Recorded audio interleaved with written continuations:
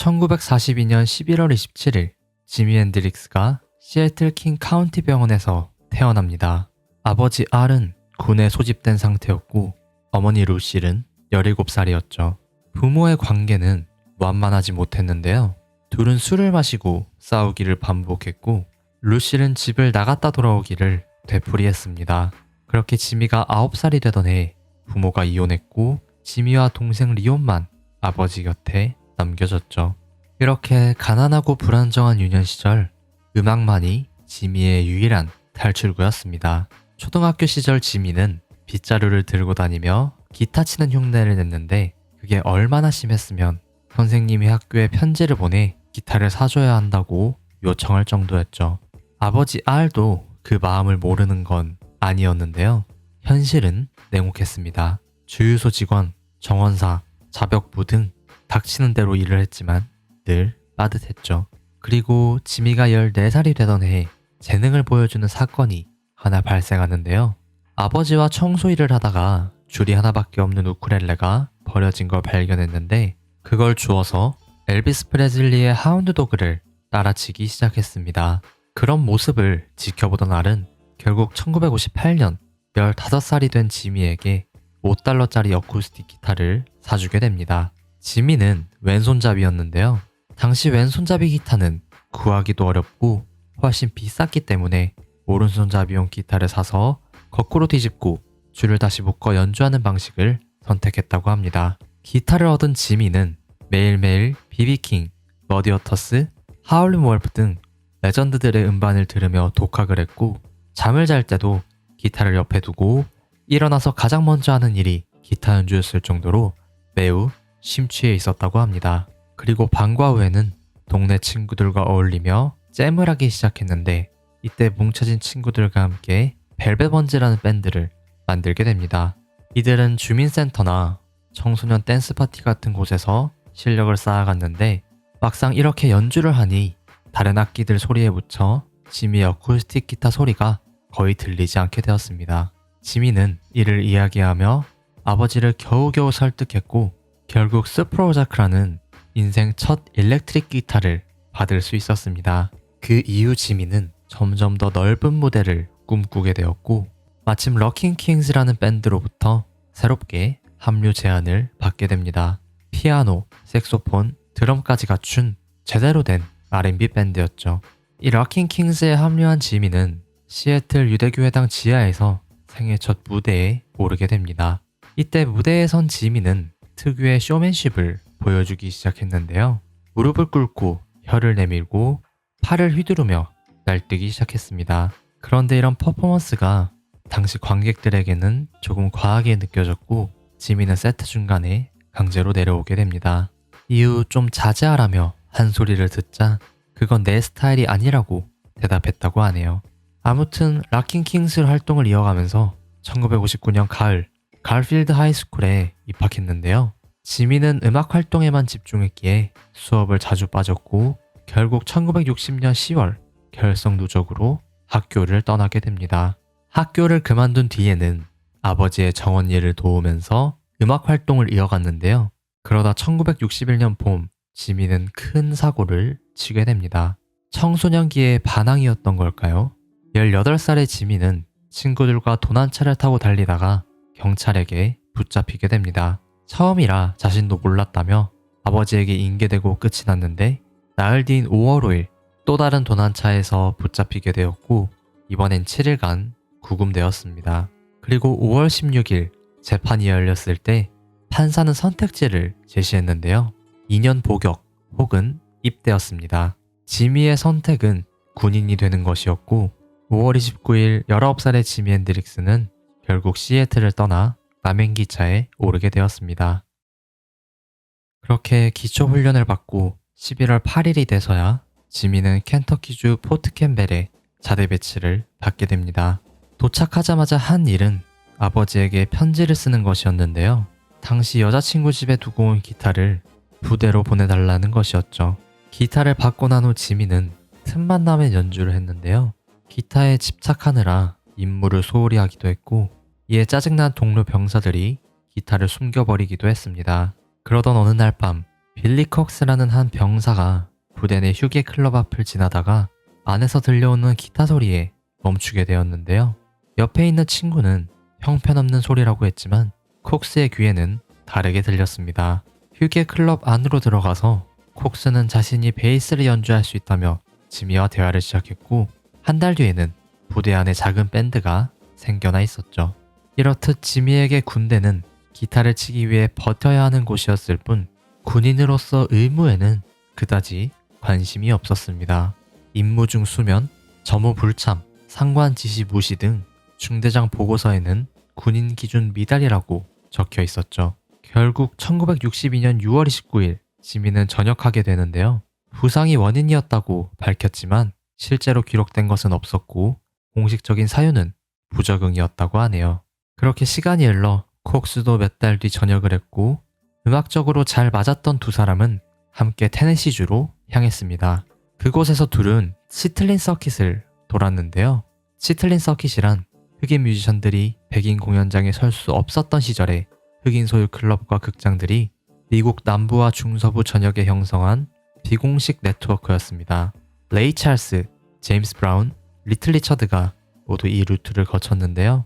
지미 역시 그들과 같은 길을 걷게 된 것이죠. 이 당시에 가진 돈은 거의 없었고 때로는 공연료 대신 음식을 받는 일도 있었다고 합니다. 그렇게 근근하게 살던 지미는 1964년 초 뉴욕에 가면 더 큰 돈을 벌 수 있다는 한 탤런트 스카우트의 말에 뉴욕행을 결심하게 됩니다. 이후 할렘의 호텔 테레사에 짐을 풀었는데 형편은 그야말로 빠듯했습니다. 공연이 없는 날에는 잠잘 곳도 마땅치 않아 거리에서 밤을 보내는 날도 많았다고 하네요. 그렇게 클럽을 전전하며 연주를 하던 지미에게 드디어 하나의 행운이 찾아오게 됩니다. 당시 트위스트 앤 샤웃 같은 히트곡을 불렀던 유명 밴드 더 아이슬리 브라더스의 눈에 들게 된 것이었죠. 당시 그들은 새 백업 기타리스트를 찾고 있었는데요. 론 아이슬리가 먼저 말을 걸었고 뉴저지 자택에서 오디션을 본 후 밴드에 합류하게 됩니다. 아이슬리 브라더스는 지미에게 펜더 듀어소닉 기타까지 사줬고 그들의 뉴저지 집에 지미를 초대해서 마치 가족처럼 생활했다고 합니다. 그리고 그해 3월 아이슬리 브라더스의 싱글 테스티파이 녹음에 참여했는데 지미에게는 생애 첫 정식 스튜디오 녹음이었습니다.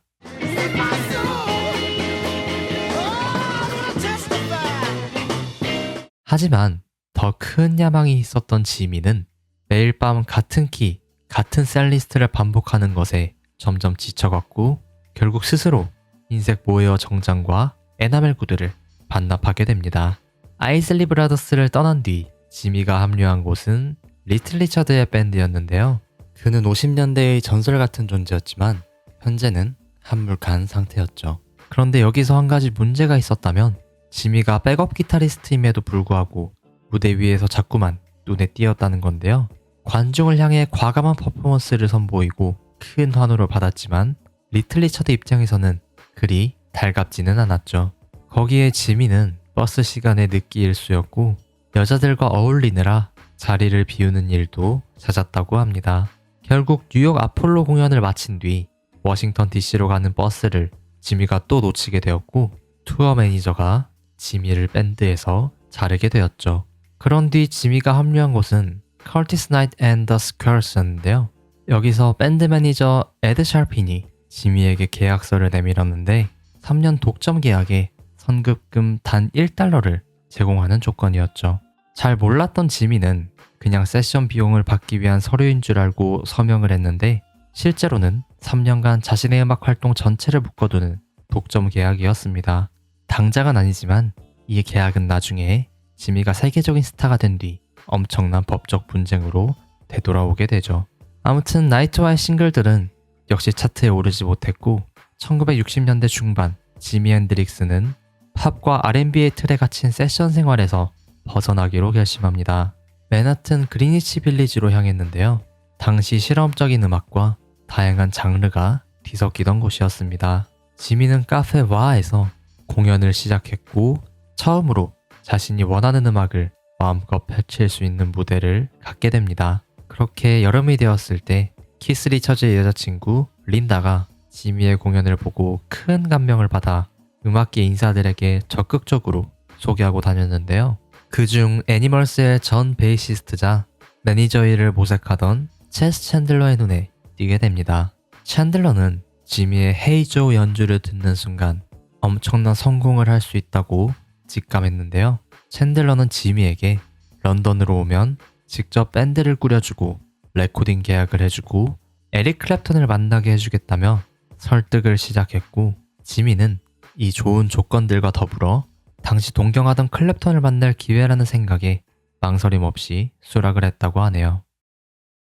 그렇게 1966년 9월 24일 지미 앤드릭스는 런던행 비행기에 오르게 됩니다. 그들이 런던 공항에 내렸을 때 챈들러는 곧바로 밴드를 꾸리기 시작했는데요. 크림처럼 기타와 베이스, 드럼으로만 이루어진 파워 트리오를 결성하고자 했습니다. 그리고 불과 2주 만에 원래 기타리스트였던 노엘 레딩을 베이시스트로 섭외하고 미치 미셸이라는 드러머를 데리고 오면서 지미 앤드릭스 익스퍼리언스라는 밴드를 구성하게 됩니다. 이때 지미 앤드릭스의 이름 철자를 지미에서 지미로 바꾸었는데요. 이것이 더 개성이 있다고 챈들러가 설득한 것이라고 하네요. 그렇게 밴드가 꾸려진 지 며칠 뒤인 10월 1일 챈들러는 지미를 런던 폴리테크닉으로 데려갔습니다. 크림이 공연하는 날이었는데 세트 중반 지미가 무대에 올라 킬링 플로어를 연주하기로 한 것이죠.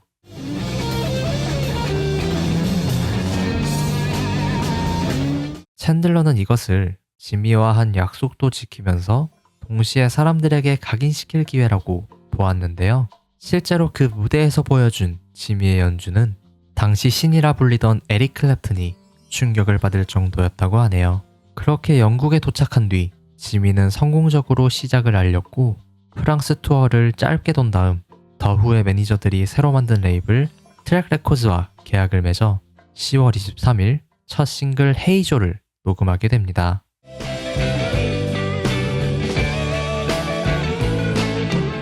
헤이조는 애인이 바람을 피웠다는 걸 알게 된 남자가 여자친구를 총으로 쏘고 멕시코로 도주한다는 내용을 담고 있는 노래입니다. 당시 이 곡은 이미 여러 밴드가 녹음한 곡이었는데 대부분 빠르고 거친 포크록 스타일이었죠. 그런데 포크싱어 팀 러스가 이 곡을 느리고 무겁게 다시 편곡했는데요. 지미의 버전은 팀 로즈의 느린 템포를 그대로 가져왔습니다.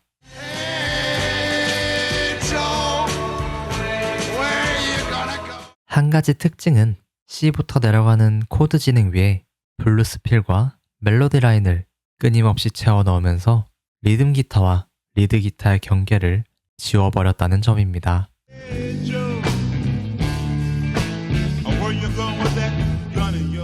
이렇게 첫 싱글도 녹음하고 유럽 투어를 돌기도 하고 몇몇의 프라이빗 공연을 열기도 했지만 큰 인기를 얻기 위해서는 더 강력한 한 방이 필요했습니다. 그래서 챈들러는 자신이 가진 기타 6대 중 5대를 팔아 11월 25일 백 오 네일스라는 클럽에서 공식 쇼케이스를 기획하게 되었죠. 언론인들과 런던 씬의 주요 뮤지션들을 직접 초청한 자리였는데 크림, 비틀즈, 롤링스톤즈, 더후, 제프백 등 여러 전설들이 구경을 왔다고 합니다. 그렇게 지미의 공연이 시작되었을 때 그 자리에 있던 이들은 모두 넋을 놓고 연주를 감상하게 되는데요. 그 영향력이 실로 어마어마했다고 합니다. 일례로 이 공연이 있고 2주 뒤 클랩튼이 마르퀴 클럽에 나타났을 때 그의 머리가 지미처럼 곱슬거리고 있었고 공연이 끝난 뒤에는 기타를 앰프에 기대어 피드백이 울리게 두고 내려왔다고 합니다. 런던에 내노라 하는 기타리스트들이 자신의 방향을 다시 생각하기 시작한 순간이었죠. 이 공연 직후 레코드 미러가 쓴 첫 기사의 헤드라인이 미스터 페노메논이라는 것만 봐도 그 영향력이 느껴지는 것 같네요.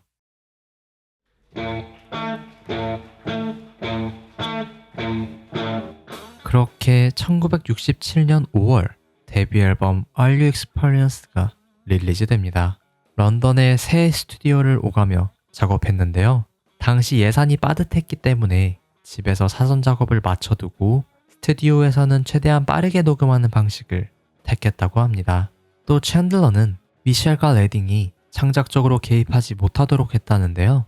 지미의 음악이 타협으로 흐려지는 걸 막기 위해서였다고 합니다. 앨범 제목의 의미는 논쟁적인데요. 시대적 분위기에 따라 마약 경험을 의미한다는 해석이 있지만 지미 핸드릭스 전기에 따르면 자신 안에서 평화를 찾는 것에 관한 걸 의미했다고 합니다. 동명의 타이틀 트랙 Are You Experienced의 마지막 가사를 보면 그러한 의도가 보이는 것 같기도 하네요.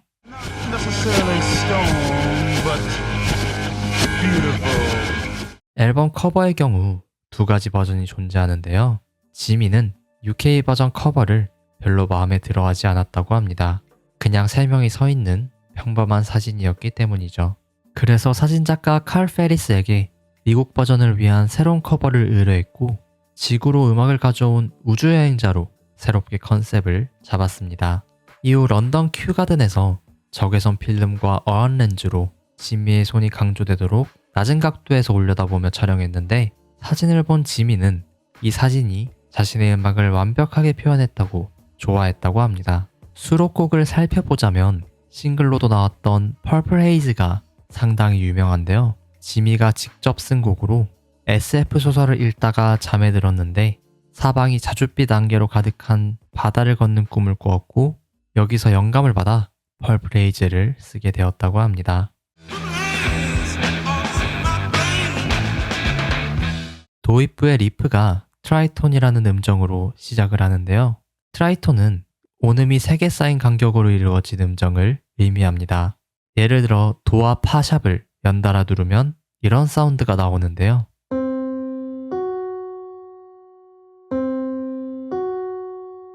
이는 특유의 긴장감을 만들어내서 중세시대에는 악마의 음정이라 불리며 기피되었을 정도라고 합니다.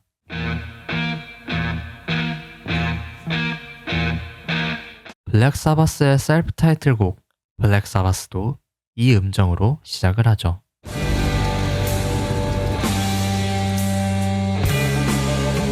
이 7샵9 코드가 나오는 곡으로도 유명한데요. 장조와 단조를 동시에 품고 있어 블루지하고 날카로운 매력이 있는 사운드가 나온다고 합니다. 원래 재즈 음악에서 쓰이던 코드였는데 지미가 록 음악에 가져와서 사용하기 시작했고 마치 트레이드마크처럼 핸드릭스 코드라는 이름이 붙었다고 합니다. The Wind Cries Mer라는 감성적인 곡도 있는데요.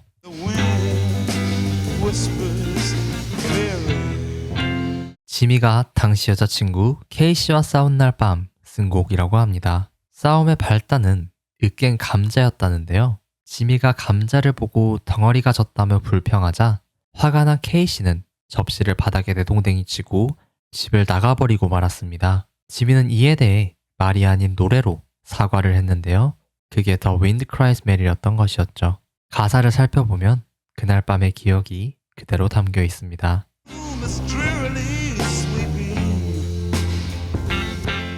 이 곡의 녹음 비하인드도 존재하는데요. 당시 스튜디오 대여가 20분 정도 남은 상황에서 챈들러가 이 노래를 녹음하자고 제안했다고 합니다. 베이시스트 레딩과 드러머 미첼은 그날 처음 듣는 노래였는데 단 한 번의 리허설도 없이 녹음을 끝냈다고 하네요. 헤이조와 퍼플 헤이즈 같은 노래와는 완전히 다른 곡이라는 점에서 주목을 받기도 했는데요. 지미가 부드럽고 감성적인 음악까지 가능하다는 걸 보여주는 계기가 되었습니다. 퍽시 레이디는 지미 본인이 밝힌 적은 없지만 지미의 전 여자친구의 말에 따르면 지미는 함께 키우던 애완동물에게 퍽시라는 이름을 붙였고 마음에 드는 여자를 볼 때도 퍽시라는 말을 썼다고 합니다.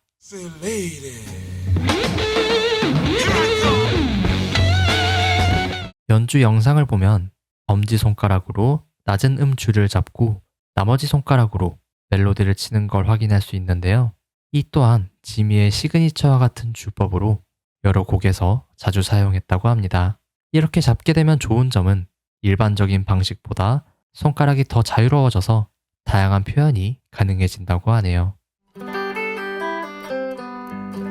레드하우스는 지미의 모든 공식 녹음 중 가장 전통적인 블루스 곡으로 꼽힌다는데요. 지미가 어린 시절 음반으로 들었던 블루스 레전드 존 리 후커가 이 노래를 듣고 극찬을 했다고 합니다.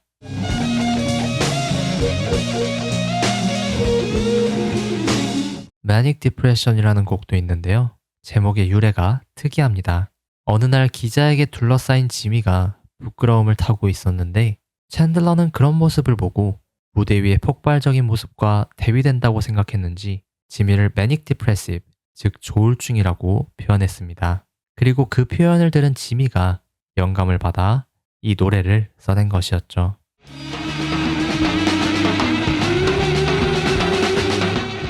지미는 이 곡을 소개할 때마다 음악과 사랑에 빠지고 싶은 남자의 이야기라고 설명했는데요.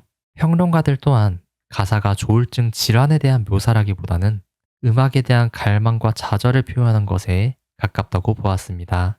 미셸의 재즈 드러밍이 돋보이는 곡이기도 한데요. 미셸 본인도 이 곡을 가장 좋아하는 익스퍼리언스 곡으로 꼽았다고 하네요. 앞서 잠시 소개되었던 타이틀 트랙 Are You Experienced는 일정의 마지막 날인 1967년 4월 3일에 녹음된 곡인데요. 가장 큰 특징은 기타, 베이스, 드럼을 거꾸로 재생한 사운드라고 합니다.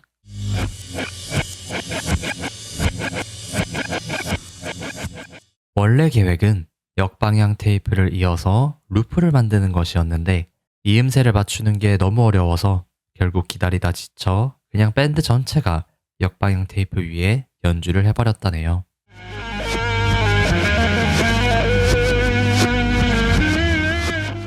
앨범은 영국 차트 2위, 빌보드 200에서 5위를 기록했습니다. 현재까지도 최고의 록 앨범 중 하나로 꼽히고 있다고 하네요. 1967년 6월, Are You Experienced가 영국 차트를 달리고 있던 그 시점에 지미는 처음으로 미국 무대에 서게 됩니다. 무대는 캘리포니아에서 열린 몬터레이 팝 페스티벌이었는데요. 더 마마스 앤드 파파스의 존 필립스와 음악 프로듀서 루 애들러가 기획한 행사로 제니스 조플린, 더 후, 그레이트풀 데드 등 당시 내노라 하는 뮤지션들이 총 출동한 역사적인 자리였습니다. 이 자리에 지미가 서게 된 데는 폴 맥카트니의 역할이 컸다고 하는데요. 맥카트니는 페스티벌 조직위원회에 합류하는 조건으로 지미의 출연을 직접 요청했다고 합니다. 아직 미국에서는 데뷔 앨범이 발매되지 않은 시점이었고 지미의 명성이 소문으로만 전해지던 상황이었는데 유럽에서 지미를 본 뮤지션, 특히 폴은 그 실력을 알고 있었기 때문에 이렇게 추천했다고 합니다. 그렇게 6월 18일 몬터레이 무대 당일이 되었는데요. 일요일 밤의 폐막 공연이었고 여러 미국 밴드들 사이 더 후와 더 지미 앤드릭스 익스퍼리언스가 바다를 건너온 영국 밴드로서 당당히 서게 되었죠. 그런데 이 당시 백스테이지에서 하나의 사건이 발생하는데요. 라인업은 정해졌었지만 공연 순서가 정해지지 않았던 상황이었는데 더 후의 피트 타우젠드가 지미 다음에 마지막으로 공연하겠다고 선언한 것입니다. 그 이유는 이전에 영국에서 지미와 함께 공연을 했었는데 지미 다음에 공연 관객들을 사로잡는 것이 상당히 어려운 일이라는 것을 뼈저리게 느꼈기 때문이죠. 그런데 지미 또한 자신처럼 악기를 파괴하고 폭발적인 퍼포먼스를 보여주는 더 후가 부담스러웠던 걸까요? 마치 건들지 말라는 듯 기타 연주를 하면서 자신이 먼저 올라가겠다고 이야기를 했습니다. 이 상황을 지켜보던 공연 기획자 필립스는 결국 동전 던지기로 정하기로 했고 더 후가 먼저 무대에 오르게 됩니다.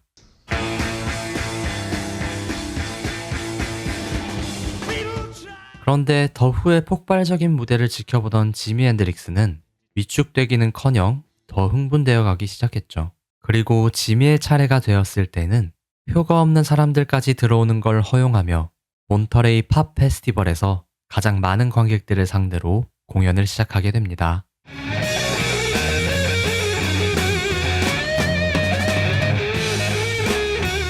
지미는 킬링 플로어, 퍽시 레이디, 그리고 밥 딜런의 Like a Rolling Stone 같은 노래들을 연주하며 관객들의 혼을 완전히 빼놓았는데요. 마지막 곡인 Wild Thing이 끝난 뒤에는 누구도 상상하지 못한 퍼포먼스를 보여주었습니다.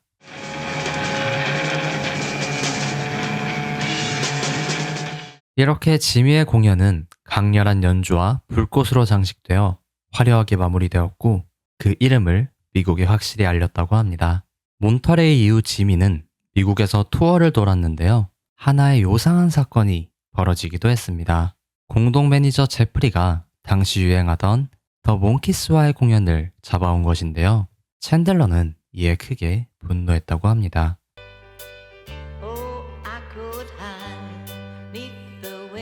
팝 록 밴드인 더 몽키스와 익스퍼리언스의 사운드는 확실히 다른 결에 있었고 아무리 지미의 연주가 뛰어나더라도 이 조합을 환영하지 않을 것이라는 생각이 들었던 것이죠.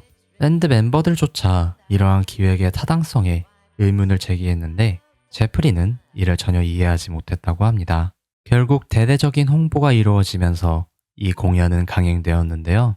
초등학생과 그 부모가 팬이었던 더 몽키스의 공연 오프닝에 익스펄리언스가 올라 연주를 했을 때 너무나 저속하다며 차가운 반응이 나오게 되었다고 합니다. 지미는 8번 정도의 공연 끝에 이 불쾌한 조합에서 빠져나오게 되었는데 당시 지미 앤드릭스가 너무 에로틱해서 미국 학부모 단체에 퇴출당했다는 가짜 뉴스가 언론에 나돌기도 했다네요. 그리고 겨울이 찾아왔을 때 1967년 12월 1일 두 번째 앨범 Axis Bold and Slove가 영국에서 발매됩니다. 사실 앨범 작업은 데뷔 앨범이 막 발매된 직후인 5월 4일부터 이미 시작되어 있었는데요. 몬터레이 팝 페스티벌과 미국 투어로 중단됐다가 10월에 런던으로 돌아와 마무리된 앨범이었습니다. 이 시기부터 지미는 기타 연주뿐 아니라 믹싱보드 뒤에서도 뛰어난 감각을 보여준 것이 하나의 특징이라고 합니다. 앨범 제목 Axis Bold as Love는 타이틀 트랙 Bold as Love에서 그 의미를 찾을 수 있는데요. 이 노래에서 지미는 음악에 담을 감정들을 색으로 표현하는 방식을 썼는데 1절에서는 분노, 시기, 질투 같은 감정들을 나열하고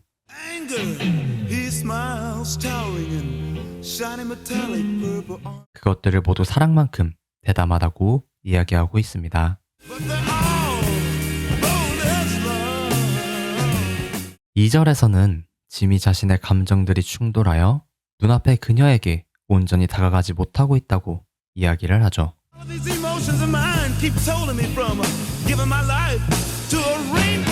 이렇게 감정을 솔직하게 이야기하다가 마지막에 자신은 사랑만큼 대담하다고 선언을 합니다.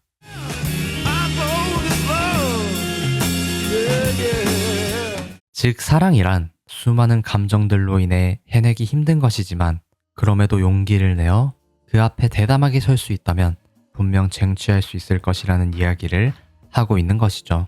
이에 앨범 제목을 연결하면 엑시스의 뜻은 지구의 축을 의미하는데요. 지구의 축과 사랑처럼 대담한 것을 동일시하는 것은 지구의 축이 바뀔 때 지구 표면 전체가 바뀌는 것처럼 사람에게 있어서도 사랑이란 한 사람을 완전히 바꾸어버리는 일이라는 의미라고 합니다. 즉 지미는 사랑이 인생의 전환점 같은 것이 될 수 있다고 바라본 것이죠.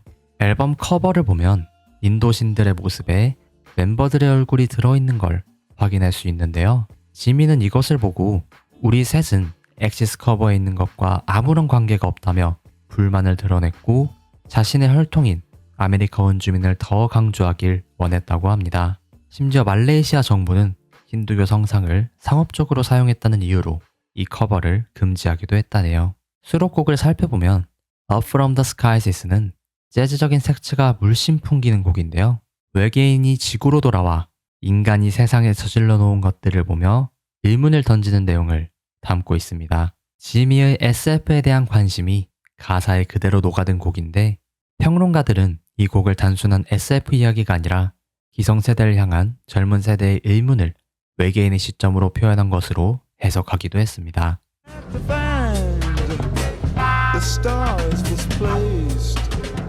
음악적으로는 미첼의 브러쉬 드럼이 특히 인상적인데요. 록 음악에서 이런 재즈 브러쉬 드러밍은 당시로서는 매우 이례적인 시도였다고 합니다.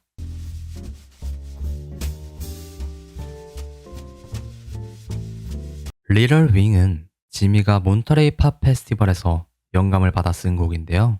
공연 백스테이지에서 만난 다양한 여성들 그리고 당시 히피 문화의 자유로운 분위기가 이 곡에 고스란히 녹아있다고 합니다.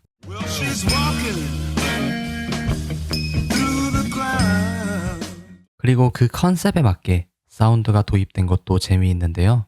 도입부에서 오르간을 위한 장비인 레슬리 스피커 캐비닛을 통해 기타를 녹음해서 구름 속을 떠다니는 듯한 소리를 만들어내기도 했고 글로켄슈필이라는 타악기를 사용하여 맑고 영롱한 소리를 만들기도 했습니다.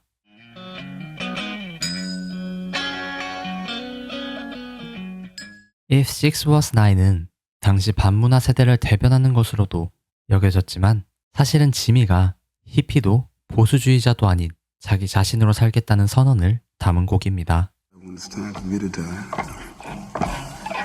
so let me live my life. 6이 9가 되는 것, 그러니까 세상이 거꾸로 뒤집혀도 본인은 신경 쓰지 않겠다는 걸 의미하고 있죠. 솔로에서는 스테레오 패닝으로 기타 소리가 좌우를 오가는 효과가 쓰여졌는데요. 당시 사이키델릭 록 씬에서 자주 사용되던 것이었죠.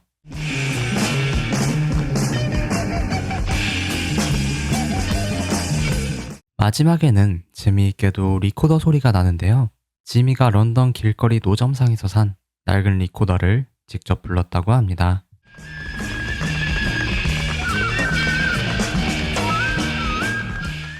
Castles Made of Sand는 지미가 자신의 유년 시절을 돌아보며 쓴 곡이라고 알려져 있는데요.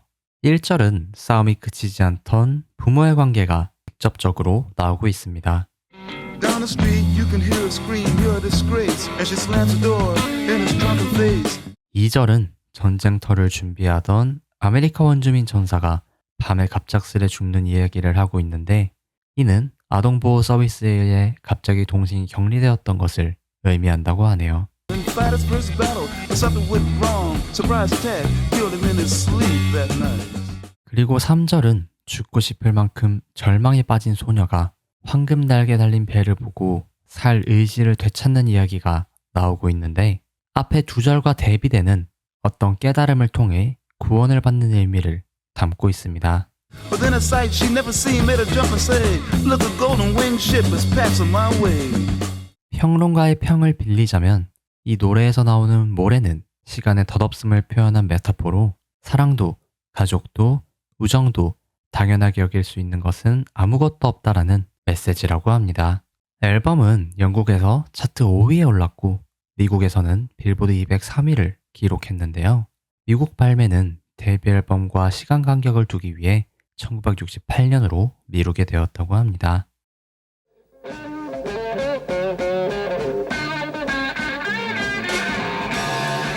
(1968년 10월 16일) 일렉트릭 레이디랜드가 발매되는데요. 익스퍼리언스의 마지막 스튜디오 앨범이자 지미가 처음으로 직접 프로듀싱을 맡은 앨범이었습니다. 여기에 한 가지 사연이 있는데요.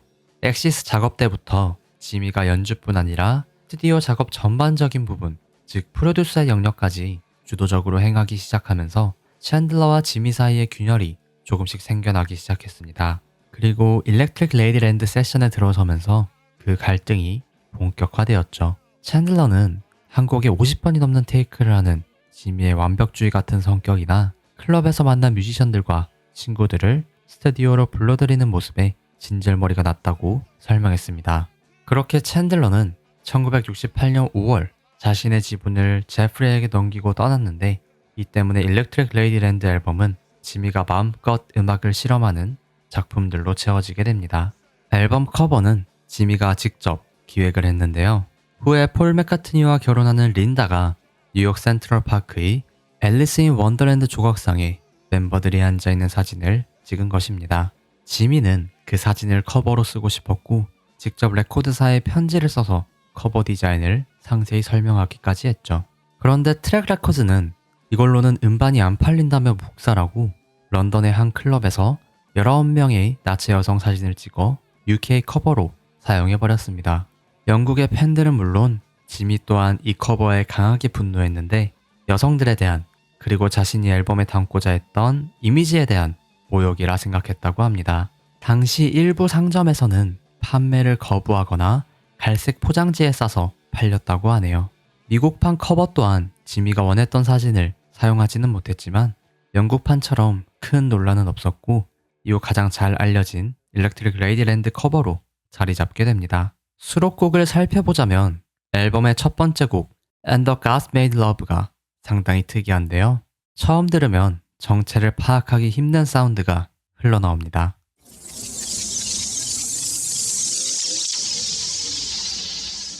(90초짜리) 실험적인 트랙인데 지미는 이 곡에 대해 새 앨범 첫 트랙을 들으면 매우 실망할 것이다. 천국을 소리로 그려낸 90초짜리 트랙으로 시작하기 때문이다 라고 표현하기도 했습니다. 그러니까 비판적인 반응을 예상했음에도 첫 번째 트랙으로 배치한 것인데요.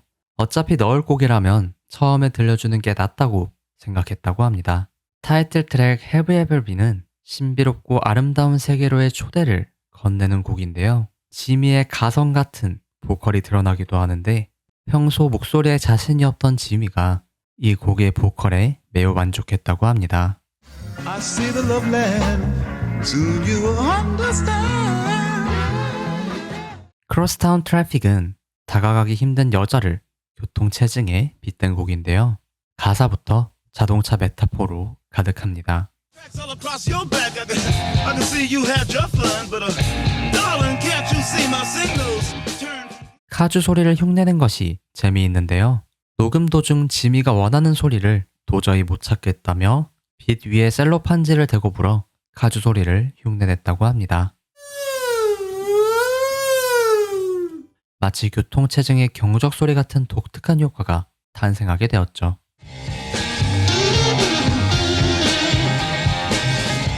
우드 차일은 거의 15분에 달하는 긴 노래인데요. 지미가 스티븐 위노드와 제퍼스 에어플레인의 잭 캐서디를 데리고 와서 마치 잼을 하는 것처럼 녹음했다고 합니다.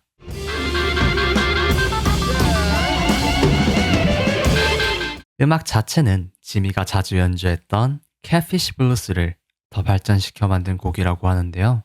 catfish 블루스는 블루스 레전드 머디 워터스에게 경의를 표하는 노래로 머디 워터스의 롤링스톤이나 롤링 앤 텀블링 같은 노래를 메들리처럼 진행한다고 하네요.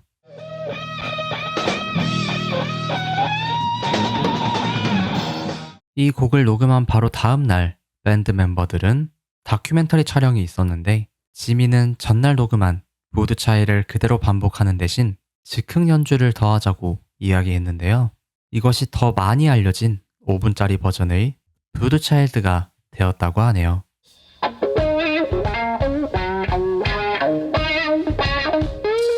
유명 기타리스트 조 세트리아니는 이 곡에 솔로를 두고 지금까지 녹음된 기타 연주 중 가장 위대한 것이라고 표현하기도 했습니다.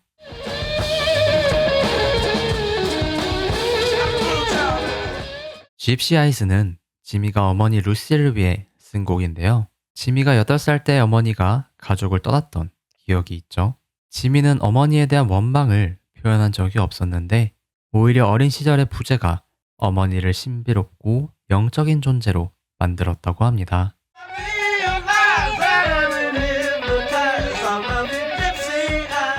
레이니 데이 드림 어웨이부터 이어지는 LP 3면 전체를 이루는 하나의 묶음도 존재하는데요. 비 오는 날의 느긋한 재즈에서 시작해 전쟁을 피해 바닷속으로 들어가고 그리고 끝에는 깊이 가라앉으며 끝나는 이야기를 하고 있죠. 13분짜리 1983를 중심으로 앞뒤 곡들이 하나의 긴 이야기처럼 끊임없이 이어지는데 음악 장르의 경계를 완전히 무너뜨린 지미의 가장 야심찬 시도였습니다.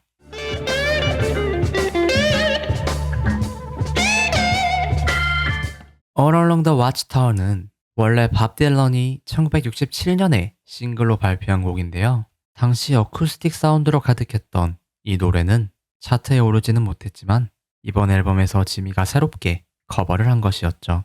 지미는 딜런의 음악에 대해 마치 자신이 쓴 것처럼 느껴진다고 했는데요. All Along the Watchtower 또한 그런 곡들 중 하나였습니다.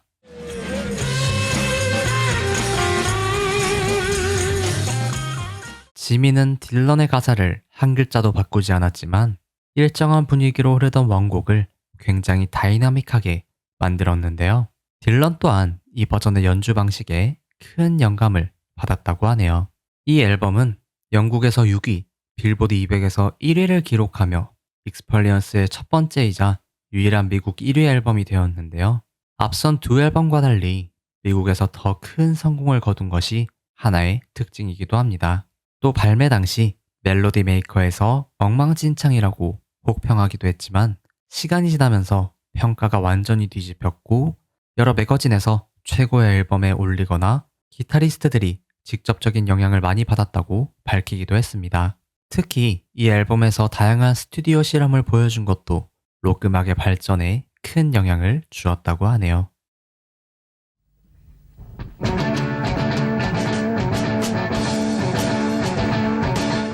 시간이 흘러 1969년 지미에게 있어 다사다난한 한 해가 시작이 됩니다. 먼저 1969년 1월 4일 지미는 BBC의 룰루쇼에 출연했는데요. 룰루는 영국에서 큰 인기를 끌던 팝스타였습니다. 당시 프로듀서는 지미가 부드차일드와 헤이조를 연주하고 룰루가 합류해 마무리하는 형식을 계획하고 있었죠. And they're going to sing for you now the song that absolutely made them in this country. And I love to hear them sing it. Hey Joe.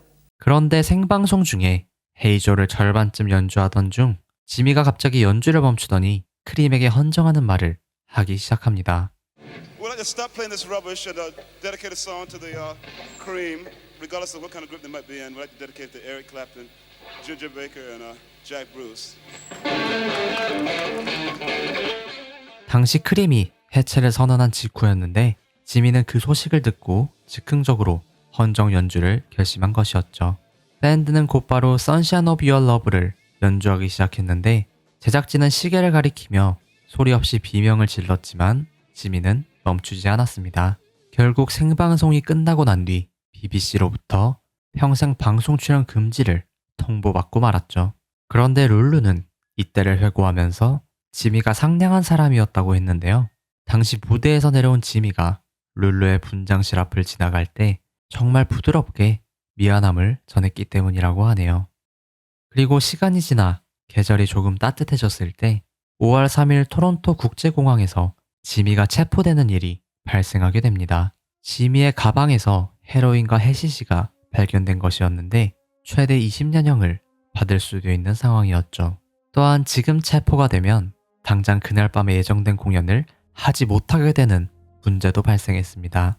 이를 알게 된 공연장 관계자들은 1만 8천 명의 관중이 폭동을 일으킬 수도 있다며 경찰에 압력을 넣었고 지미는 오후 8시에 석방되어 경찰의 스코트를 받으며 공연장에 도착했습니다. 무대에 올랐을 때는 오페라를 흉내내고 농담을 건네는 등 매우 태연한 척을 했는데요. 실제로는 재판 날짜인 12월까지 약 7개월 동안 이 일이 머릿속을 떠나지 않았고 이 때문에 알코올에 빠져 공연질이 떨어지는 문제가 발생하기도 했다네요. 미첼과 레딩은 각자의 자서전에서 이 마약이 누군가에 의해 심어진 것 같다고 밝히기도 했는데 실제로 도착 전날 밴드 전체에 마약 단속 경고가 들어왔고 미첼은 아예 주머니 없는 정장을 입고 속옷도 입지 않을 정도로 조심했다고 합니다. 투어 매니저들도 지미에게 직접 약이 있냐고 물었고 지미를 화장실로 데려가서 가방에 있을 수 있는 것들을 변기에 버렸다고 했는데 그럼에도 불구하고 약이 나온 것이었습니다.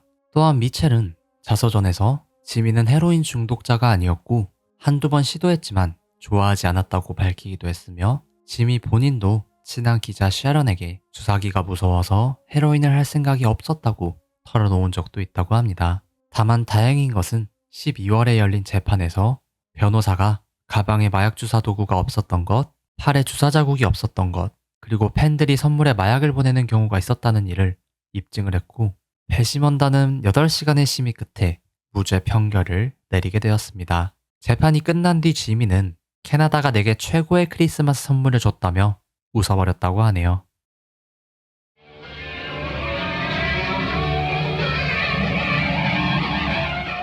다시 여름으로 돌아와서 6월 29일 덴버 팝 페스티벌에서 익스펄리언스의 마지막 공연이 열리게 됩니다.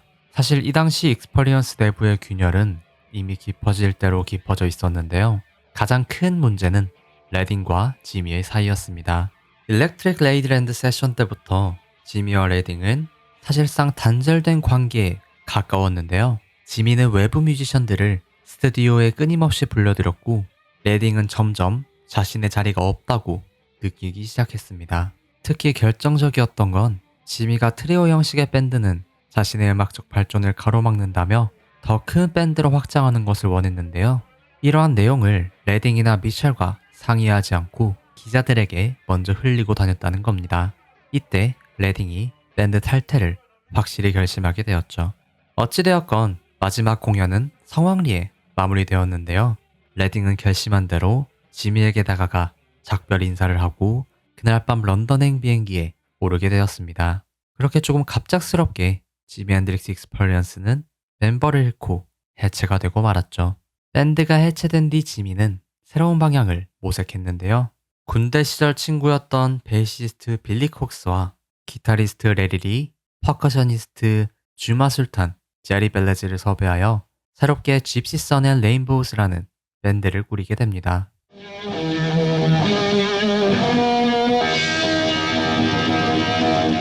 그리고 바로 이어서 1969년 8월 이들은 우드스탁 페스티벌에 참여하게 되는데요. 베트남 전쟁의 한복판이었을 때 반정과 자유를 외치는 젊은이들이 한 곳에 모이는 날이었고 50만 명의 관객과 당대 최고의 뮤지션들이 총출동한 전설적인 페스티벌이었습니다.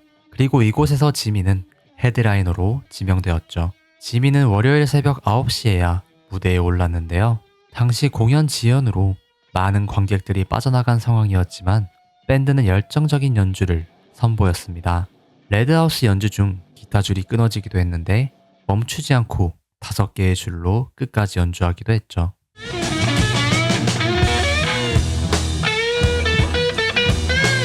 그렇게 공연이 뜨거워지기 시작할 때 무드차일드로 시작하는 메들리 속에서 하이라이트가 되는 미국 국가 스타 스팽클드 배너가 울려 퍼지게 됩니다.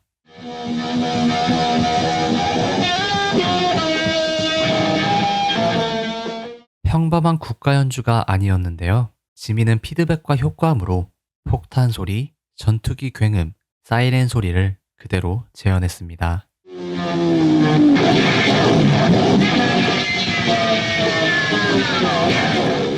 이 무대 전체는 다큐멘터리가 발표되면서 크게 화제가 되었는데요.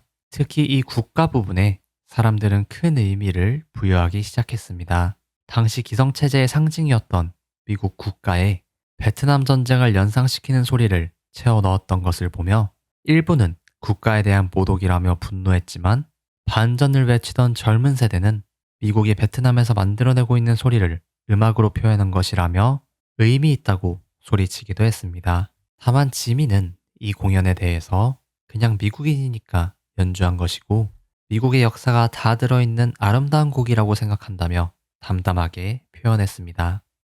우드스탁 공연 이후 집시 선 앤 레인보우스는 해체되었는데요. 지미 스스로 밴드가 자신의 기대치에 미치지 못한다고 판단했던 것이었습니다. 우드스탁 직전에 급하게 구성한 탓에 호흡도 제대로 맞지 않았고 6인조 밴드 운영 자체가 너무 복잡하기도 했죠. 그렇게 지미는 또다시 새로운 밴드를 만들어야 했는데요. 이때 해결해야 할 골치 아픈 문제가 하나 있었습니다. 지미가 1965년 커티스 나이트 세션 시절 에드 샤핀이 내밀었던 계약이 발목을 잡게 된 것이었죠. 챈들러가 지미를 영국으로 데려올 때 이 계약을 미처 해결하지 못했고 지미가 세계적인 스타가 된 지금 에드 샤핀은 세션 시절 지미의 음원을 마치 지미의 새로운 앨범인 양 발매하며 상업적으로 이용하기 시작했습니다. 그리고 당연하게도 지미는 자신의 음악적인 의미와 이미지를 해친다고 생각해 이에 분노하게 되었죠. 결국 둘 사이에 소송이 진행되었고 합의 조건으로 캐피털 레코즈에 오리지널 앨범 한 장을 제출하는 것으로 결정되었습니다. 지미는 이에 어차피 내야 할 앨범이라면 스튜디오 녹음 시간을 낭비하기보다 라이브 앨범으로 때우는 게 낫다고 판단했는데요. 이것이 새로운 밴드 결성에 직접적인 계기가 되었습니다. 새로운 밴드의 이름은 밴드 오브 집시스였는데요. 지미는 이를 결성하면서 두 가지를 생각했다고 합니다. 하나는 사이키델릭 록에서 벗어나 펑크와 R&B로 나아가고 싶었다는 것, 그리고 다른 하나는 흑인으로만 구성된 올블랙 밴드를 구성하고 싶었다는 것입니다.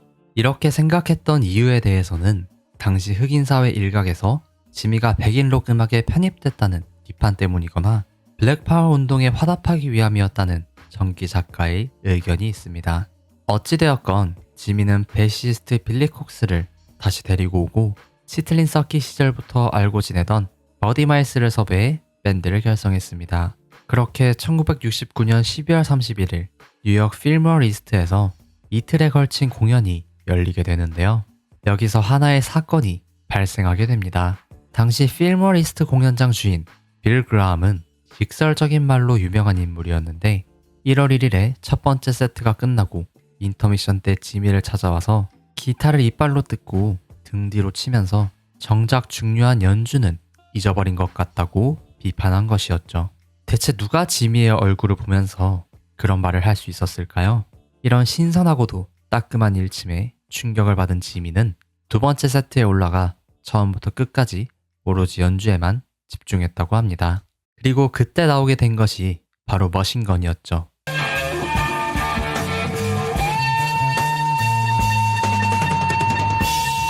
지미는 이 곡을 소개하면서 베트남에서 싸우고 있는 전사들, 그게 적이든 아군이든 모두에게 바친다고 이야기했는데요. 머신건은 반전 메시지를 담은 곡으로 12분 동안 기타를 통해 기관총 소리, 폭탄 소리, 전장의 혼돈을 그대로 재현했고 이날 필모어에서 처음 공식 공연되었다고 합니다.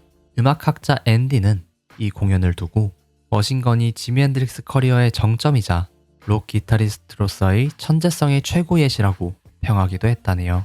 다만 이 밴드 오브 집시 또한 그리 오래가지는 못했는데요. 1970년 1월 28일 메디슨 스퀘어 가든에서 열린 베트남 전쟁 반대를 위한 자선 콘서트 윈터 페스티벌 for 피스에서 미스테리한 일이 벌어졌기 때문입니다. 공연 전부터 지미는 대기실에서 말없이 혼자 앉아있는 등 이상한 모습을 보이기 시작했는데요. 무대에 올라서도 두 곡을 반쯤 연주하다가 갑자기 기타를 내려놓아 버립니다. 그러고는 무대를 내려오면서 관중을 향해 이게 지구가 우주와 부딪혔을 때 일어난 일이다 라고 말했는데요. 당시 누구도 이 행동이나 말을 이해하기는 힘들었다고 합니다. 나중에 지미는 롤링스톤 인터뷰에서 당시에 머릿속에 여러 생각들이 한꺼번에 터져버린 것이었다고 해명했는데요. 버디 마일스는 매니저 제프리가 공연 전 지미에게 몰래 LSD를 먹여 무대를 망쳐버리고 밴드 오브 집시스를 해체시키려 했다고 주장하기도 했습니다. 물론 사실 확인은 되지 않았다고 하네요. 이렇게 연유가 어찌되었건 밴드 오브 집시스는 알 수 없는 사건을 계기로 해체를 마주하게 되었습니다. 다만 이런 일련의 공연을 바탕으로 1970년 3월 25일 예정되어 있었던 밴드 오브 집시스 라이브 앨범이 발매되었는데요. 익스퍼리언스 시절과는 완전히 다른 펑크와 R&B의 색채로 가득 채워져 있었고 1970년대 펑크록 장르의 선구자로 평가받는 앨범이라고 합니다. 수록곡인 Who Knows를 들어보면 익스퍼리언스 시절과는 확실히 다른 분위기를 보여주는데요. 빌리 콕스의 낮고 두터운 베이스와 버디 마일스의 드럼이 펑크 그루브를 만들어내고 지미의 거친 기타 리프가 그 사이를 치고 올라가는 걸 느낄 수 있습니다.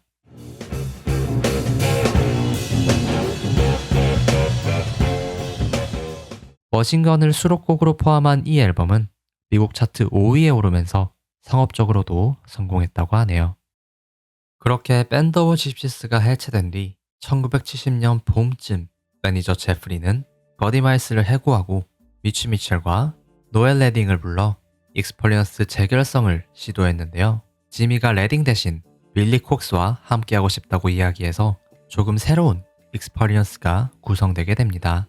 이 시기에 지미는 오랫동안 꿈꿔온 일을 마치기도 하는데요. 지미는 전 세계 뮤지션들이 자유롭게 모여 앉아 평화의 언어를 노래하는 공간을 만들고 싶어 했었죠.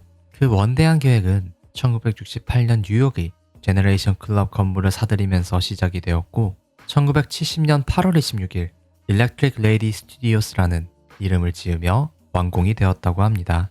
이렇게 지미는 본인의 원대한 꿈을 이룬 직후 유럽 투어를 시작했는데요. 9월 6일 독일 발트의 섬에서 열린 러브 앤 피스 페스티벌이 투어의 마지막 공식 공연이었다고 합니다. 무대는 혼란으로 가득했었는데 폭우와 강풍으로 전날 공연이 취소됐고 오토바이 갱단이 행사장을 장악해 폭력을 일으키는 상황이 벌어지기도 했죠. 결국 다음날 오후 1시에 무대에 오른 지미에게 관중의 야유가 쏟아지기도 했는데요. 여기서 지미가 카리스마 있게 야유해도 상관없으니 키에 맞춰서 야유하라면서 욕설과 함께 단호하게 이야기하자 분위기가 완전히 뒤집어졌다고 합니다.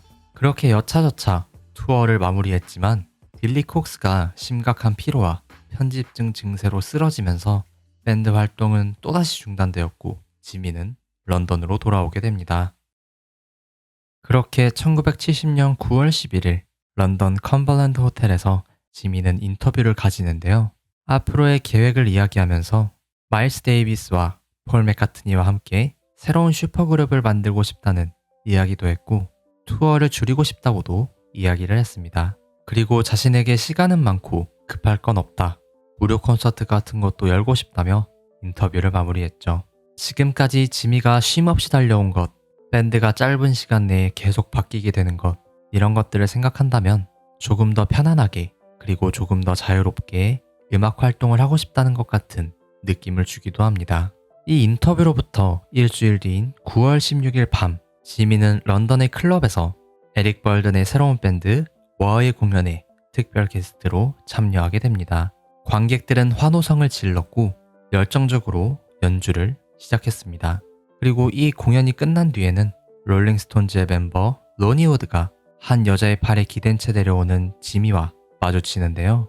로니는 지미를 보고 잘 자라고 말을 했는데 지미가 듣지 못한 것인지 돌아보지 않았다고 합니다. 로니가 다시 한번 지미를 부르자 아주 천천히 돌아보면서 작은 손짓만을 했는데요. 로니는 이때의 지미를 회상하며 완전히 정신이 나간 상태 같았다고 표현을 했습니다. 그리고 다음날 지미는 여자친구 단네만과 함께 평범한 하루를 보냈는데요. 오후에는 두 사람이 켄싱턴 마켓을 돌아다니고 서머랜드 호텔 정원에서 차를 마셨습니다. 단네만이 찍은 사진 속의 지미는 블랙 뷰티라고 불리던 그의 기타를 들고 정원 햇빛 아래에 앉아 옅은 미소를 짓고 있었죠. 그날 밤 둘은 새벽 1시 45분 파티에 들렀다가 새벽 3시에 아파트로 돌아왔습니다. 그런데 유난히도 잠이 오지 않았던 지미는 무슨 생각이었던 건지 단네만의 처방수변제 베스퍼락스를 9알이나 삼켜버리고 잠에 들게 됩니다. 권장량이 18배에 달하는 양이었습니다. 그리고 밤사이 지미는 구토물에 질식하기 시작했습니다. 다음날 아침 단네만이 눈을 떴을 때는 이미 의식이 없었고 구급차가 뒤늦게 도착했지만 손을 쓸 수 없는 상태였습니다. 그렇게 1970년 9월 18일 오후 12시 45분 세인트 메리 에버스 병원에서 지미 핸드릭스의 사망이 공식 선언됩니다. 불과 27살의 나이였죠. 부검 결과 공식 사인은 바로비트롤산염 중독으로 인한 구토물 흡입 질식이었고 자살의 징후는 발견되지 않았다고 합니다. 이후 아파트에서 지미가 그날 밤 써내려간 시 한 편이 발견되기도 했는데요. 제목은 The Story of Life였습니다.